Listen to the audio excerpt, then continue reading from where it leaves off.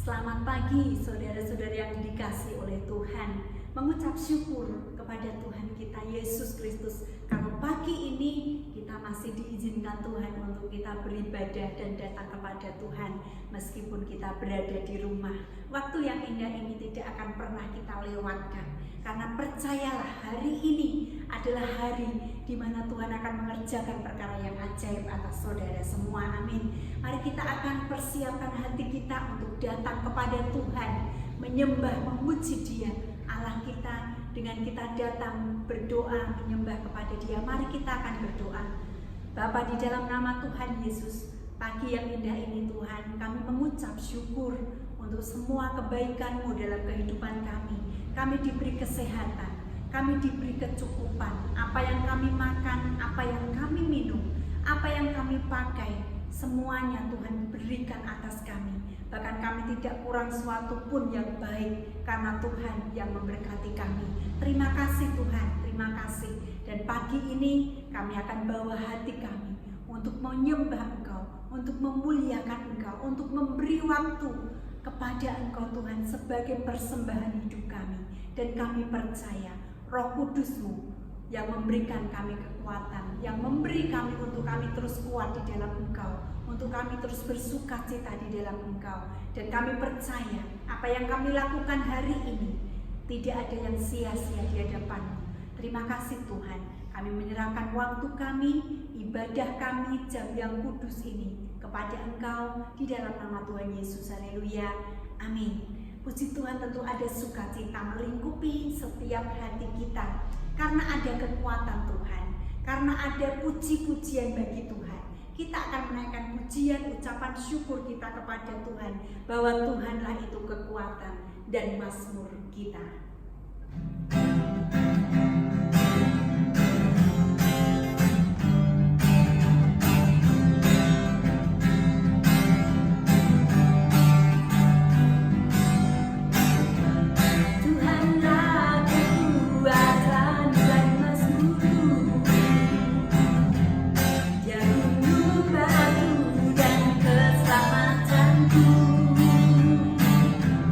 Hanya padamu hatiku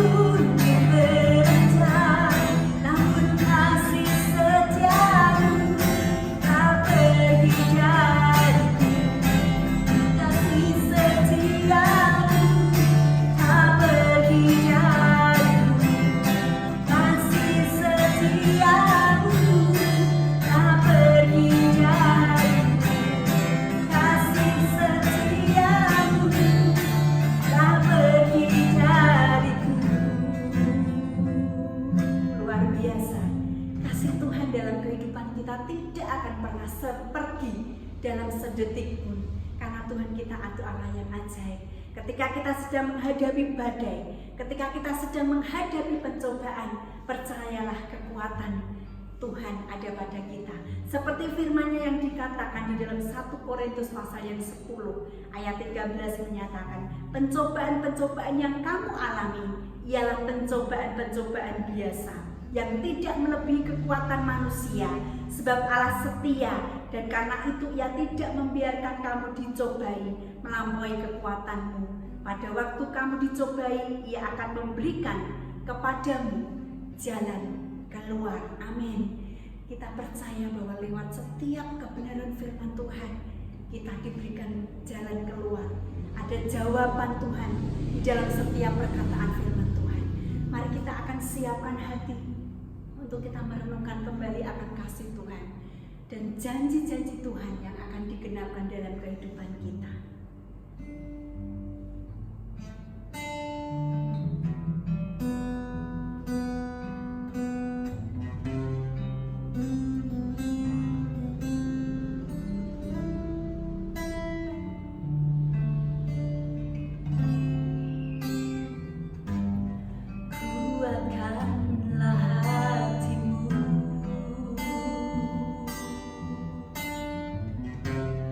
Lewati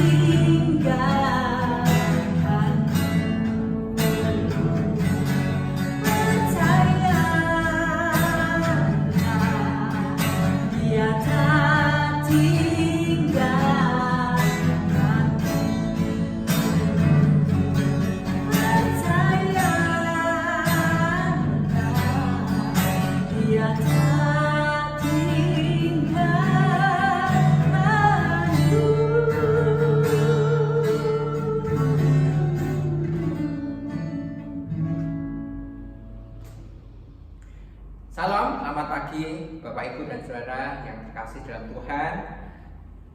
Salam sehat untuk keluarga Salam semuanya dan untuk kita semuanya. Saya percaya bahwa kita semuanya akan terus mengalami anugerah demi anugerah, berkat-berkat yang Tuhan beri atas kita semuanya. Bapak, Ibu, dan Saudara, berbahagia sekali kalau hari ini kembali firman Tuhan akan menyapa kita semuanya, menguatkan kita, meneguhkan kita, memimpin kita di jalan-jalan Tuhan, dan isi hati Tuhan akan kita tangkap pada hari ini. Mari kita akan berdoa sebelum kita akan melihat bagian dari isi hati Tuhan yang akan diberikan kepada kita semuanya. Mari kita berdoa. Bapa Allah kami yang baik, sekali lagi kami datang kepadamu Tuhan, mensyukuri untuk anugerah-Mu pada pagi hari ini. Meskipun kami masih beribadah di rumah, tapi kami semua terus bersyukur untuk tiap-tiap kebaikan-Mu atas hidup kami. Pemeliharaan-Mu yang Kau buktikan atas kami semuanya, kami bersyukur ya Tuhan. Terima kasih. Terima kasih atas tiap-tiap rancangan Tuhan yang ajaib, yang Tuhan siap genapkan pada tiap-tiap kami. Dalam nama Tuhan Yesus kami berdoa, kami mengucap syukur. Haleluya. Amin. Puji nama Tuhan. Hari ini saya mau bagikan bagian dari kebenaran firman Tuhan, sesuatu yang mungkin sangat-sangat berbeda dengan kondisi yang hari ini kita alami bersama, di mana rupa-rupanya Tuhan merancangkan sebuah ekspansi yang itu menjadi rancangan Tuhan atas kita semuanya. Saya mau bagikan bercerita tentang seorang tokoh yang bernama Samuel. Mengapa saya bagikan tentang seorang tokoh ini? Kita tahu bahwa Samuel adalah seorang nabi Tuhan.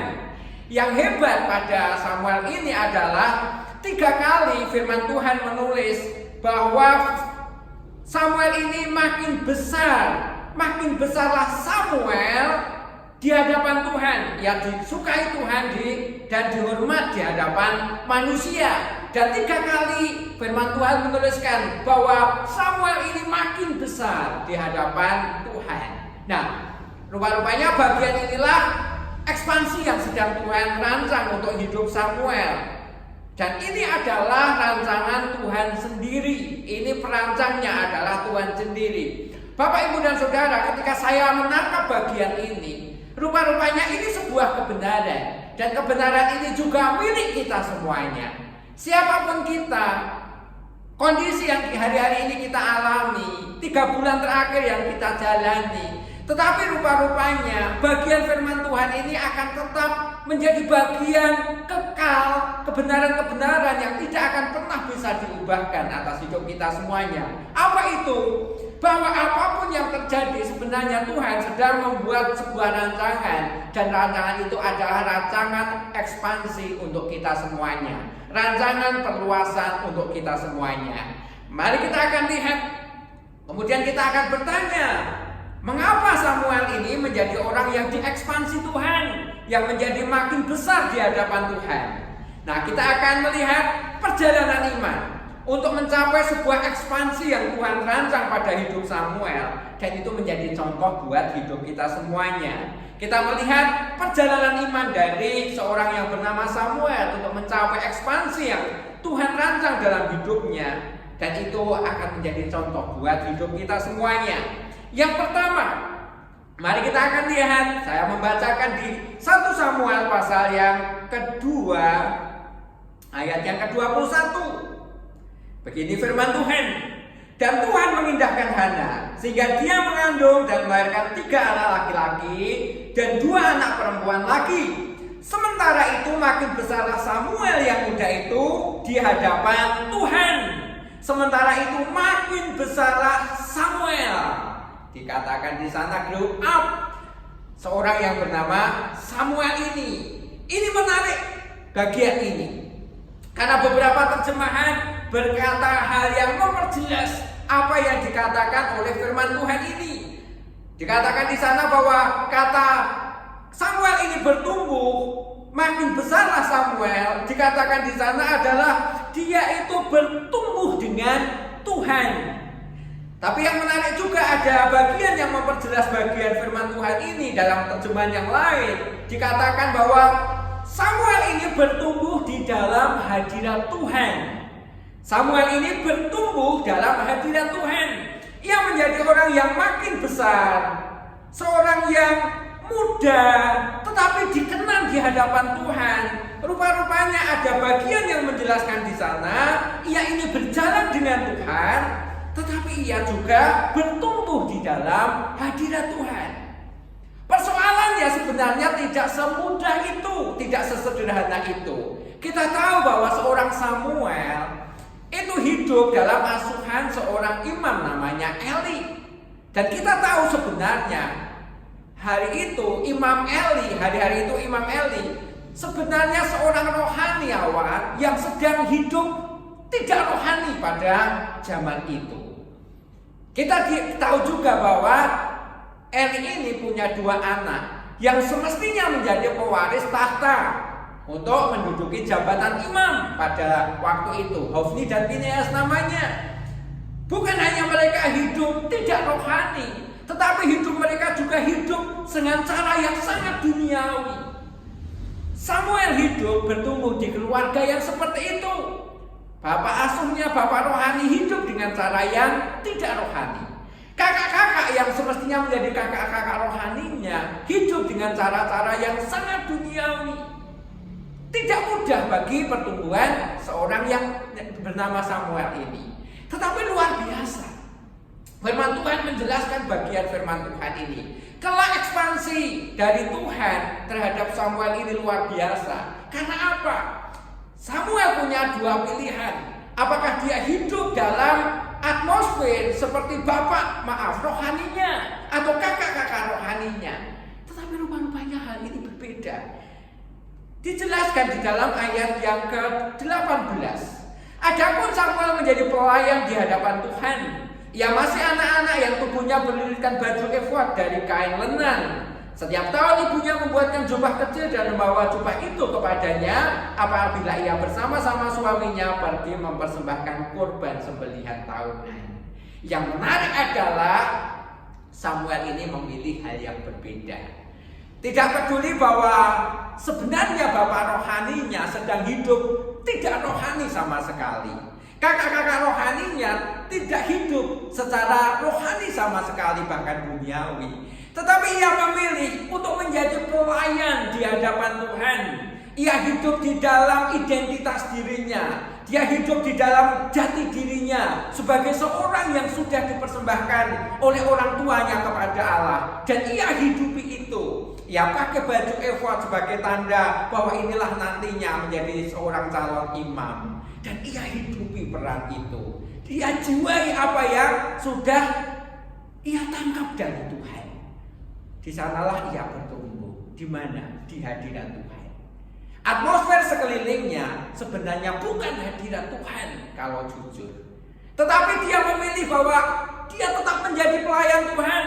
Di sanalah dia bertumbuh, di sanalah dia hidup. Di mana? Di hadirat Tuhan. Bapak, Ibu, dan Saudara semuanya, ini yang mau kita tangkap. Kebesaran ekspansi daripada seorang Samuel diawali dari titik ini. Dari titik di mana ia memilih apapun yang terjadi, ia tetap tinggal dan bertumbuh di dalam hadirat Tuhan.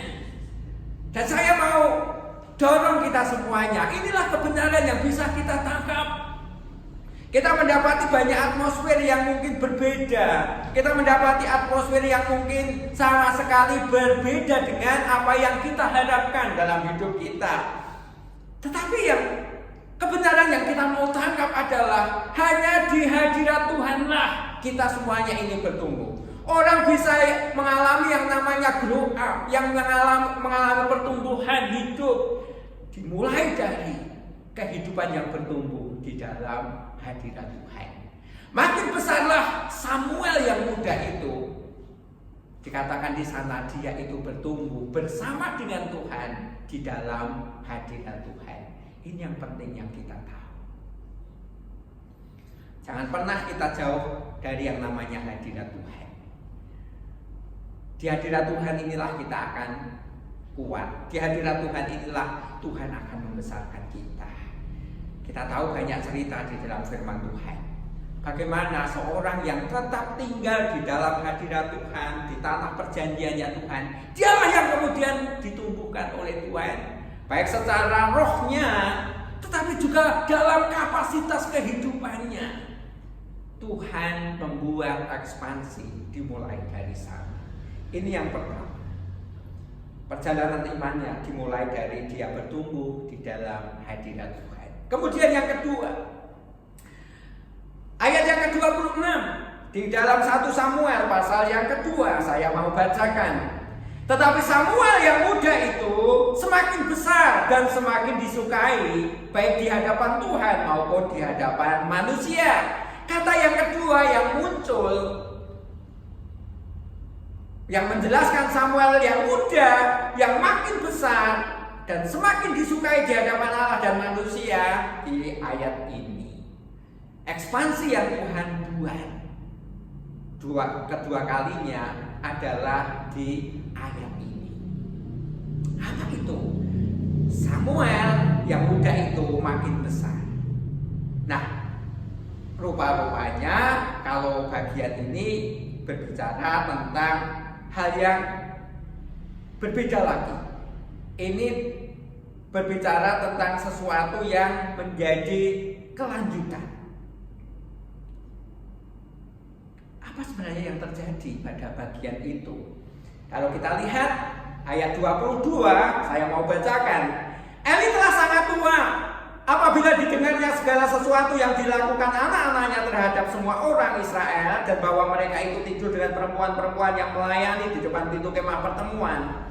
Berkatalah ia kepada mereka, "Mengapa kamu melakukan hal-hal yang begitu? Sehingga ku dengar dari segenap bangsa ini tentang perbuatan-perbuatanmu yang jahat itu. Janganlah begitu anak-anakku. Bukan kabar baik yang ku dengar, bahwa kamu menyebabkan umat Tuhan melakukan pelanggaran. Jika seorang berdosa terhadap seorang yang lain, maka Allah akan mengadili. Tetapi jika seorang berdosa terhadap Tuhan, siapakah yang menjadi perantara baginya? Tetapi tidaklah didengarkan mereka perkataan ayahnya, sebab Tuhan hendak mematikan mereka." Kita tahu kondisi yang terjadi yang saya singgung di awal tadi pada keluarga Eli. Sama sekali tidak rohani sebagai bapak rohani. Kakak-kakaknya yang bernama Pinehas, kakak rohani yang sama sekali tidak rohani. Dijelaskan di sana, kehidupannya kehidupan penuh dosa. Orang tuanya menegur, "Janganlah begitu anak-anakku. Bukan hal yang baik yang aku dengar tentang engkau, tetapi hal buruk yang menyebabkan seluruh umat ini terluka oleh karena perbuatanmu." Tetapi perkataan ayahnya itu tidak dihiraukan oleh kedua anak dari Imam Eli ini, dan dijelaskan di sana, sebab Tuhan hendak mematikan. Dan ini adalah sebuah ketetapan. Ini adalah hukum yang harus berlaku pada keluarga ini. Jadi rupa-rupanya pada keluarga Eli sudah ada sebuah ketetapan, sebuah hukum yang pasti, yang pasti akan terjadi. Apa itu? Bahwa Tuhan hendak mematikan keluarga ini karena dosa-dosanya. Kalau kemudian kita berpikir, Samuel ada di rumah itu, Samuel ada di sana, dan Tuhan sudah menetapkan sebuah ketetapan, sebuah hukum yang tidak pernah bisa ditarik lagi, yaitu apa? Untuk menarik kembali janji-janji kepada keluarga ini. Apapun yang ada di keluarga ini seisi rumahnya, itu hukum yang mesti terjadi. Kebinasaan, penghancuran, janji Tuhan yang dibatalkan. Dan kalau kita berpikir, sebetulnya ini ngeri buat keluarga Eli. Apakah ini bukan ancaman bagi Samuel yang ada di rumah itu? Bisa saja begitu. Tetapi hebat firman Tuhan. Di ayat yang ke-22, dari ketetapan Allah tentang sebuah hukuman yang pasti akan dijalankan, tetapi Samuel yang muda itu semakin besar dan semakin disukai oleh Allah dan manusia. Kata yang muncul di sana dari terjemahan lain adalah bahwa Tuhan, Samuel ini mendapat favornya Tuhan, mendapat kemurahan, mendapat kasih karunia Tuhan. Ini yang kemudian membedakan nasib Samuel, hidup Samuel kelak dengan hidup kakak-kakak rohaninya, Hofni dan Pinehas, dan hidup dari Imam Eli. Dari mana pembedaan itu? dari favor-Nya Tuhan, dari kasih karunia Tuhan. Di sanalah Samuel hidup. Di sanalah Samuel kemudian berkembang. Di sanalah Samuel memulai ekspansinya. Diawali dari titik sebuah pembedaan. Kalau orang lain ada di dalam sebuah ketetapan kematian daripada Tuhan karena dosa-dosanya, tetapi Samuel mendapat favor Tuhan, mendapat kasih karunia Tuhan. Hati Tuhan bermurah hati kepada Samuel ini. Ini yang saya mau tangkap. Dan ini yang saya mau sampaikan kepada saudara untuk saudara menangkapnya. Kemana arah hidup hari-hari ini? Mungkin orang membaca bahwa ini ada di jurang resesi. Kehidupan ini ada di jurang kesusahan yang besar. Ini adalah jurang kesulitan yang besar. Dan orang berkata bahwa ini tidak bisa terbantahkan lagi. Tapi saya mau berkata kepada saudara, sama seperti Samuel yang muda itu, semakin mendapat favor-Nya Tuhan, kemurahan Tuhan, dan itu yang kemudian membedakan hidupnya, itu juga yang akan berlaku pada hidup saudara. Saudara hidup tidak lagi ada dalam sebuah ketetapan hukum yang berlaku pada bumi ini.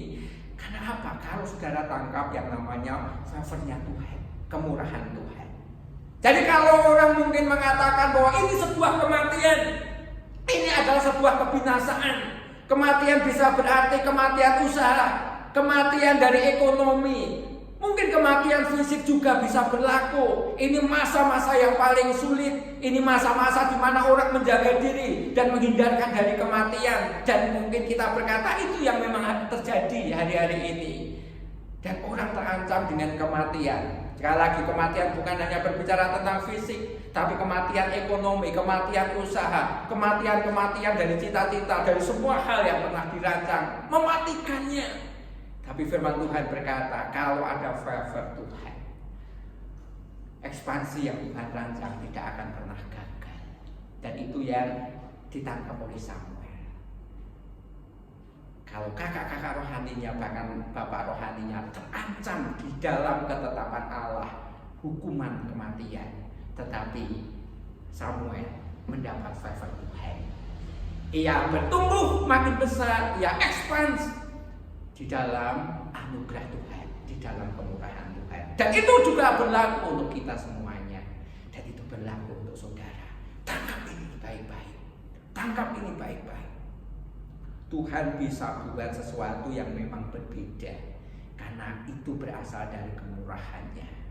Satu sisi Tuhan menetapkan yang namanya sebuah keputusan, sebuah hukum yang harus berlaku. Tapi di tangan kanan Tuhan juga ada kemurahan. Bagi siapa? Orang-orang yang memegang teguh, yang ada di hadirat Tuhan, yang terus mempercayai Dia. Ini yang kedua. Kemudian yang ketiga, firman Tuhan yang mengatakan bahwa Samuel ini adalah orang yang mengalami grow up. Di pasal yang ketiga ayat yang ke-19, saya mau bacakan bagi saudara semuanya. Dan Samuel makin besar dan Tuhan menyertai dia, dan tidak ada satupun dari firman-Nya yang dibiarkannya gugur. Ketiga kalinya firman Tuhan berkata, Samuel makin besar. Samuel mengalami ekspansi Tuhan. Konteks di pasal 3 ini diawali dari ketika Samuel dipanggil Tuhan. Malam-malam ketika Tuhan memanggil Samuel, dia tidak tahu, sampai ketiga kalinya akhirnya diberitahu oleh Imam Eli dan dia tahu bahwa itu adalah Tuhan. Dari sanalah hatinya kemudian tahu tentang panggilan pribadinya. Tuhan punya urusan terhadap pribadi Samuel. Ada rancangan besar yang kemudian Tuhan mau sampaikan kepada Samuel untuk hari-hari berikutnya. Bahwa ada sebuah perjalanan panjang yang nantinya akan ditempuh oleh Samuel, memimpin sebuah bangsa, menjadi penyambung lidah Allah bagi sebuah bangsa. Dan itu adalah perjalanan panjang. Ketika dia menemui Tuhan menjelaskan apa yang akan menjadi isi dari perjalanan hidupnya. Dan dia tangkap itu baik-baik. Sampai kemudian Ketika ia kemudian menjadi besar, dia berkata bahwa Tuhan menyertai dia dan tidak satupun dari apa yang difirmankan Tuhan ini dibiarkan gugur. Jadi yang ketiga, ia expand, ia maju, ia bertumbuh. Bertumbuh di mana? Ia bertumbuh di dalam penyertaan Tuhan. Perjalanannya panjang. Semua hal harus diselesaikan. Dan satu yang akan membuat dia menjadi orang yang kuat adalah ketika ia yakin Tuhan menyertainya.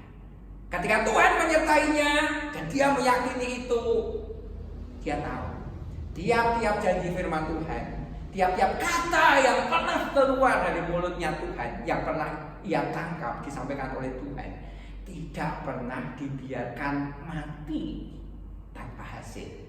Itu yang disebut sebagai keguguran. Dan tidak pernah dibiarkan itu. Satu pun dari kata-kata Tuhan tidak pernah dibiarkan mati tanpa hasil. Kan itu benih. Bapak, Ibu dan Saudara, di sanalah Samuel tumbuh. Di mana? Di dalam penyertaan Tuhan. Sebenarnya halnya sama dengan kita. Kita sebenarnya juga sebagai orang-orang yang menempuh sebuah perjalanan panjang. Perjalanan yang harus kita selesaikan.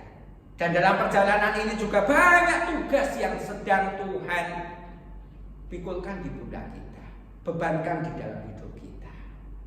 Dan kita mungkin berkata bahwa apakah kita bisa? Apakah kita ini kuat? Apakah kita ini mampu? Bagian yang perlu kita tangkap dari kehidupan Samuel, ketika semua hal dirancang oleh Tuhan, rentangan waktu yang panjang yang kemudian Tuhan jelaskan nantinya, dia tahu bahwa dia akan jalani itu tidak sendiri, tetapi Tuhan menyertai. Samuel yang muda itu bertumbuh dan bertumbuh di dalam penyertaan Tuhan. Dan itu berlaku juga buat hidup kita. Tidak akan pernah saudara dibiarkan sedetik pun hidup tanpa Tuhan, tanpa penyertaan Tuhan. Jadi Yesus sebelum ia naik ke surga, aku menyertai engkau senantiasa sampai kepada kesudahan zaman. Jadi tidak ada batas sampai kapan Tuhan menyertai. Dan perlu kita tahu bahwa penyertaan yang Tuhan berikan kepada tiap-tiap kita, dari generasi kepada generasi, dari angkatan kepada angkatan. Di kitab Yosua berkata, aku menyertai engkau, sama seperti aku menyertai Musa, demikian aku menyertai engkau. Dan itu berbicara tentang kualitas. Kualitas yang Tuhan berikan, penyertaan yang Tuhan berikan, dan kualitas penyertaan itu sama kepada Samuel, kepada Musa, kepada para murid, di mana Petrus yang kemudian bisa mengadakan tanda-tanda dan mujizat karena penyertaan Tuhan oleh kuasa Roh Kudus. Hal yang sama yang Tuhan mau berikan kepada tiap-tiap kita.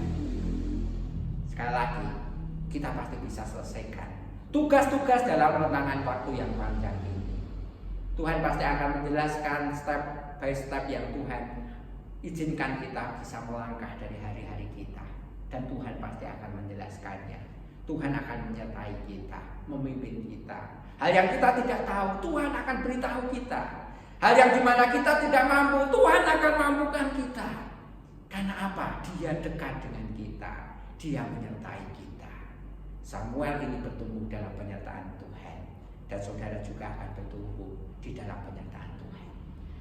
Tuhan punya misi, dan misi itu kita yang melakukannya hari-hari ini. Untuk apa? Untuk menjadi berkat bagi dunia ini, bagi tetangga, bagi kota ini, bagi bangsa ini. Tuhan bisa memberkati, tetapi hari-hari ini Tuhan juga pakai orang-orangnya, anak-anaknya yang ia pilih, yang mempercayai, yang memegang janjinya, yang menjadi sarana untuk berkat itu sampai kepada dunia. Dan dari sanalah Tuhan mau mengekspansi kita semuanya. Bapak, Ibu dan Saudara, ini yang saya mau bagikan kepada kita semuanya. Sekali lagi, di tengah situasi yang seperti ini, Tuhan tetap akan jalankan rencananya. Apa itu? Mengekspansi anak-anaknya, membuat anak-anaknya tetap maju, berkembang, bertumbuh dalam segala hal. Dan kita lihat contoh dari seorang yang bernama Samuel. 3 kali firman Tuhan menulis, makin besarlah dia, Samuel ini. Dia diekspansi Tuhan. Yang pertama, dia bertumbuh, dia makin besar di dalam hadirat Tuhan.